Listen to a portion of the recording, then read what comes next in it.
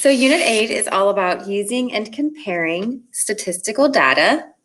So as a quick review of what we've already learned, we know that there are multiple representations of data: dot plot, box plots, bar graphs, and circle graphs. We've already talked about most of these representations. We know to find the shape of a dot or box plot, for symmetry, you cut it vertically in half and see that it's the left side near the right. The median of your data is the middle or center of your data. The mode is the data that happens the most frequently. And the range or spread is the largest number with data minus the smallest number with data to find the range or spread. We also know from box plots the 5-number summary. So the minimum and maximum are pretty obvious. They're just in the two extremes of the box plot. The median is the red line right in the middle. It's the middle of our data as well. And then we have our lower and upper quartiles, which are our medians of the first 50% and the second 50% of our data. We've also talked about circle graphs, and we've inferred some information from them. We noticed that when our circle graphs have percentages, but the word problem uses another unit, we know to set up a proportion to convert between units, right? So the circle graph says that comedy is 37% of the students in that film class.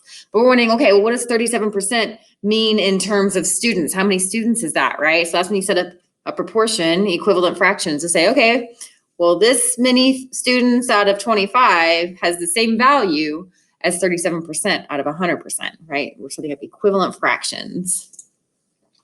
So today we have two objectives, and you'll see that we have two different representations we're talking about. How many more from circle graphs? And how many more from tables? Ms. Burns, what do you mean, how many more? Well, let's just talk first about that little phrase, and then we'll go into circle graphs and tables, okay? So I'm looking at this, and it says, how many more hearts are there than stars? And you might be thinking, this is really obvious. I'm 12 and 13 years old. I can do this math. It's 2, right? There are 2 more hearts. But I want us to think about the process behind what we're doing in our minds, so that we can break it down when the numbers get a little bit more complicated, right? And the concepts get more complicated. So we have 4 hearts and 2 stars. How many more hearts are there than stars? Well, we have 4 hearts and 2 stars. In math, we subtract to find out how many more. So 4 minus 2. Oh, there are 2 more hearts than there are stars.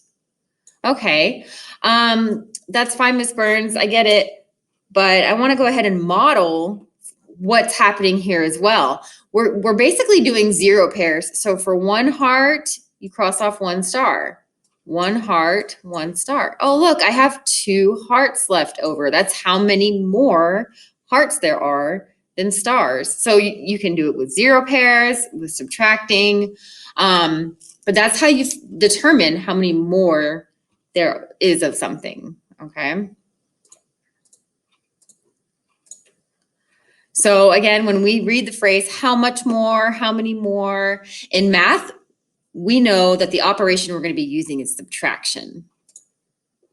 So let's go ahead and jump into a problem determining how many more of something with a circle graph. Okay, so let's just read the problem. Tremaine used the computer a total of 30 hours last week. The circle graph shows how Tremaine divided his time on the computer. Okay, so I see his computer time, games was 25%, homework was 20, social media 40, okay. The question is asking, how many more hours did Tremaine use the computer to play games than to do research? Oh, easy, 25% for games, 5% for research. How many more? 25 minus 5, right? Oh, 20, done. Oh, easy, Ms. Burns. Okay, that is how many more, but the unit is percent, 25% and 5%. Oh my goodness, it's asking how many more hours, okay? So we're going to have to, we do find the difference, but then we have to translate that or convert it into hours instead of percents, okay? So we're not done with this problem yet. So we've already subtracted. We know that it's 20% is the difference here. So now I need to set up my proportion to start solving for how many hours they spent, right? Okay, so we know that for proportion, it's part of the group over the whole group is equal to some percent over 100%, right? We're setting up equivalent fractions. So the part of the group that I care about is how many more hours he spent on games and research. Well, we don't know that yet.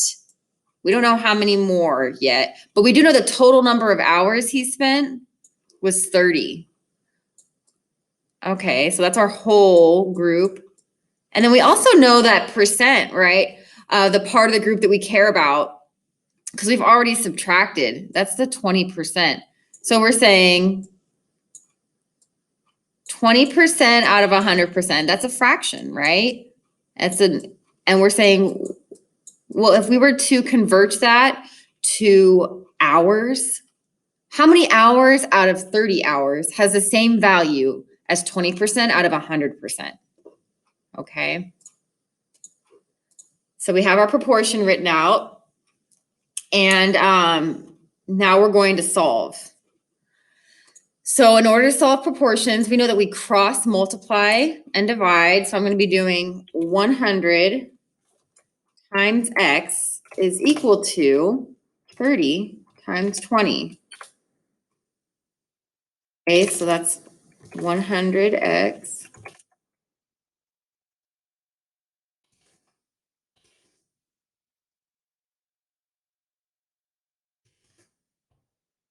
and 30 times 20. Well, 3 times 2 is 6, and then I add 2 zeros on there. So 100x is equal to 600. But we want to know, well, what if we only had 1x, right? We're trying to solve for 1x. What does 1x have to be in order for this equation to be true, for the value of this first fraction to have the same value as the second fraction? So since x is being multiplied by 100, you do the inverse, the opposite, you divide by 100. And whatever you do to one side, you have to do to the other. So now, all we have remaining on the left-hand side is x.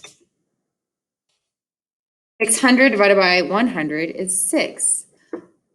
So Tremaine spent 6 more hours on the computer playing games than doing research here. That is what happened. So 100 times x is the same value as 30 times 20. Okay. So yes. So what did we do here? We first subtracted to find the part of the group that we care about. We don't just care about games, or we don't just care about research. We care about the difference between games and research. So we did that first. That's the part of the group that we care about. Then we put it into a proportion and solved the proportion from there. All right. So that was from circle graphs. Now let's talk about finding how many more from tables. Okay, so the example problem says a new school is opening in Round Rock ISD, and the students were surveyed on what the new school colors should be. The results are shown in the table. Okay, I see colors and votes. And the question says, if there are 900 students in the school, how many more would prefer black and white than purple and white? Okay, if there's 900 students, wait a minute. There is no way all of this is equal to 900 students. Because like 50 plus 55, that's about 100. Plus 120 is like 200. That's not 900. So I have 2 different groups happening here. What is this group size? And then apparently we're scaling it up to a bigger group, right? To 900. So when you realize you have 2 different group sizes, oh yeah, okay, so when we add them all up, we see, oh, our group is actually 300. Okay, so we have 2 different group sizes here. Once you realize, okay, I have 2 different groups I'm working with, a group of 300 and a group of 900, you're gonna be setting up equivalent fractions again to see, oh, okay, well this many out of 300 has the same value as this many out of 900.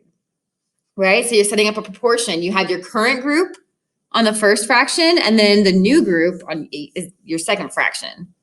Okay, so we'll go ahead and do that. So we know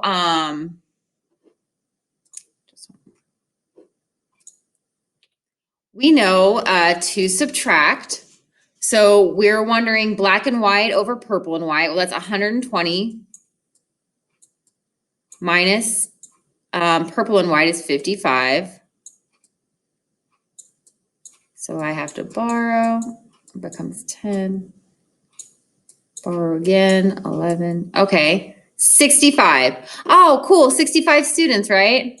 No, those are these are number of votes for the first group, right? Out of 300. It is not 65 out of 900. So please don't make that mistake. We're saying 65 people out of the 300, the group of 300, prefer black and white over purple and white. Okay, so now I have that number. I need to set up my proportion. So we're saying, okay, 65.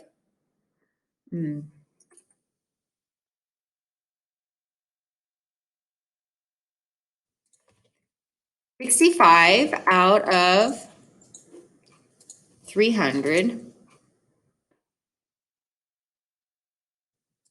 is equal to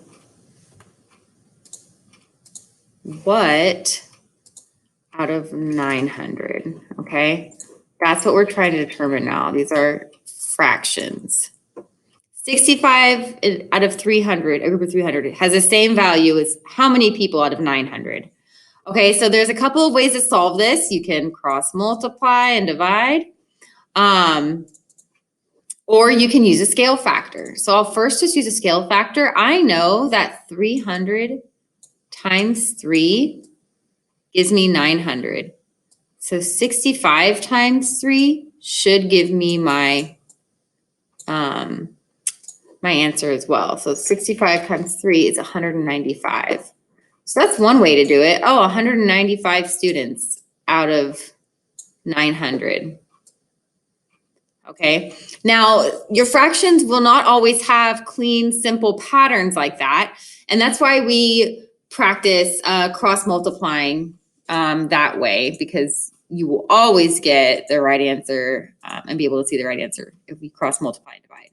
So 300 times x is equal to 65 times 900. Holy cow, 65 times 900. I'm going to go to my calculator for that. That's 58,500. So 300x is equal to 58,500.